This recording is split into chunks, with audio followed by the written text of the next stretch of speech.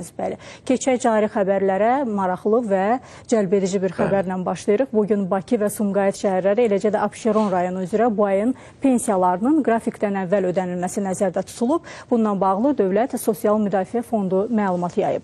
Naxçıvanın Əmək və Əhalinin Sosial Müdafiəsi Nazirliyinin tabeliyində Dövlət Sosial Müdafiə Fondu tərəfindən də Muxtar Respublika üzrə bu ayın pensiya ödənişinin vaxtından əvvəl həyata keçirilməsi planlaşdırılır. Bəli, qeyd edək ki, güzəştli şərtlərlə pensiya hüququna malik şəxslərin pensiyaları da bu ay qrafik üzrə ödəniləcək. Belə bir şad xəbəri diqqətinizə çatdırdıq. Bütün pensiyaçıları maraqlandıran xəbərdə həqiqətən də, çünki tez-tez qaynar xəttimizə bununla bağlı müraciətlər olur. Tamaşaçı fikirlərinə əsasən bildirmək istəyirik ki, bu bizim verilişimizin daimi tamaşaçılarının daha çox diqqətini cəlb edən xəbər oldu. Ancaq Suraxanı rayonunda yaşayan sakinlər üçün isə bir qədər pis xəbərimiz var. Bilməm nə dərəcədə pis xəbərdir, ancaq keçici xəbərdir. Bugün Suraxanı rayonu Enerji Təchizatı və Satışı İdarəsi ərazisində yerləşən Qaraçuxur qəsəbəsinin bir hissəsində 6 kilovoltluq hava xəttində aparılan təmir və budama işləri ilə əlaqədar elektrik xəttləri sifarişə əsasən açılıb. Bu barədə